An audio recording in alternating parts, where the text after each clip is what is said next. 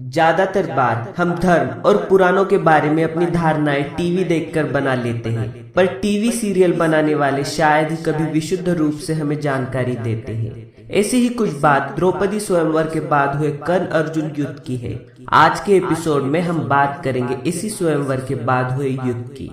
द्रौपदी स्वयंवर के बारे में काफी बातें प्रचलित है और वे ज्यादातर सत्य से दूर और कल्पना से नजदीक है। कुछ सीरियल्स में दिखाया गया है कि धनुर्धर अर्जुन इस युद्ध के दौरान कर्ण का धनुष तोड़ देता है, तो कुछ के अनुसार कर्ण अर्जुन के तीरों का सामना नहीं कर पाता और केवल अपने दिव्य कवच के कारण बच जाता है। महाभारत के आदि पर्व के 181वें अध्याय में द्रौपदी स्वयंवर और इस युद्ध का वर्णन मिलता है। अर्जुन सहित सभी पांचों पांडव ब्राह्मण वेश में थे और किसी ने भी उन्हें पहचाना नहीं था।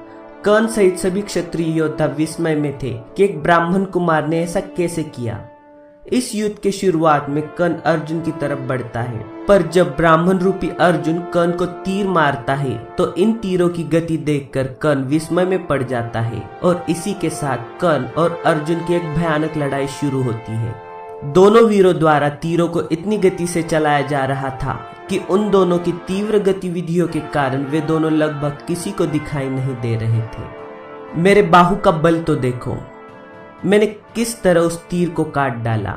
ऐसे शब्द जो सिर्फ योद्धा समझ सकता था कहते हुए वे दोनों एक दूसरे से युद्ध कर रहे थे। अर्जुन के हाथों के शौर्य को देख कर्ण और तीव्रता से युद्ध करने लगता है। अर्जुन के तीरों को काटते हुए कर्ण दहाड़ने लगा। ये देख मौजूद सभी योद्धाओं ने उसकी जय जयकार की और युद्ध यही रुक गया। अगर वेद व्यास की मूल महाभारत देखे तो न कर्ण का धनुष टूटा था और न ही किसी तीर ने यह पराक्रम किया था कि वो कर्ण को छू सके। ये एक अनिर्णायक युद्ध था जिसमें यकीनन कर्ण का पलड़ा भारी था।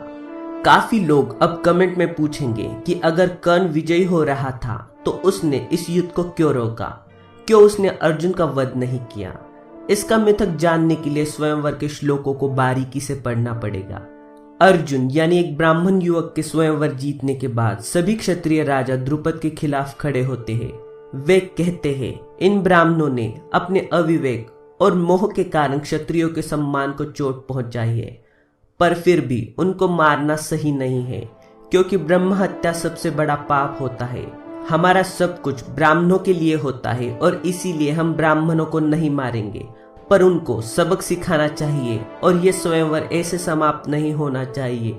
आदि पर्व के 180वें अध्याय में इसका वर्णन आता है। कर्ण और बाकी सभी राजा उन्हें एक ब्राह्मण ही समझ रहे थे और इसी कारण जब कर्ण ब्राह्मण का वेश धारण किए अर्जुन से शल्य ब्राह्मण वेशधारी भीम से लड़ रहे थे तो वे काफी आराम से लड़ रहे थे। कर्ण दुविधा में था और उसे लग रहा था कि ब्राह्मण वेश धारण किया हुआ कुमार ब्राह्मण न होकर क्षत्रिय है। इसी कारण कर्ण ने अर्जुन से पूछा था, Have you assumed the form of Brahmana to disguise yourself and now fighting with me for self-preservation, mustering the strength of your arm? Arjuna to Karna, O Karna, I am not the science of weapon personified, nor I am the powerful Rama.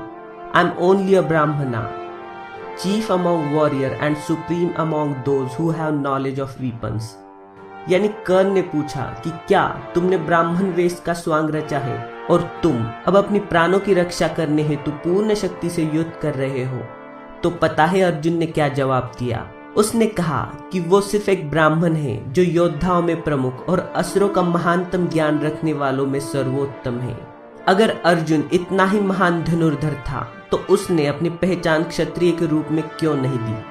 अर्थात कोई भी अर्जुन द्वारा कहे गए इस वाक्य को नहीं बताता। कर्ण द्वारा विद्या अर्जित करने के लिए बोला गया झूठ था, पर क्या अर्जुन द्वारा अपनी पत्नी प्राप्त करने के लिए, जान बचाने के लिए रचा स्वांग नहीं था और बोला झूठ नहीं था। इसी प्रसंग के बारे में दुशासन ने एक बार कहा था कि अगर अर्जुन ने ब्राह्मण का स्वांग रचकर सबको धोखा न दिया होता तो वो कभी द्रौपदी को नहीं ले जा सकता था। वो ब्राह्मण रूप में था, इसी कारण उसे कोई पहचान नहीं पाया। इस युद्ध के बाद युधिष्ठिर कर्ण से और भी ज्यादा भयभीत होने लगा था और इस युद्ध के बाद उसने कहा था कि कौरवों के पास भीष्म और द्रोणाचार्य जैसे महान योद्धा है, पर उनके पास उन दोनों से भी घातक कर्ण है। जिसकी कुशलता देख मेरा मन चिंता में डूब गया है। उसके हाथों की तेजी देख मुझे रातों में नींद नहीं आती। आपको ये एपिसोड कैसा लगा हमें कमेंट में जरूर बताएं। साथ ही आपके विचार भी बताइए, जरूर बताएं।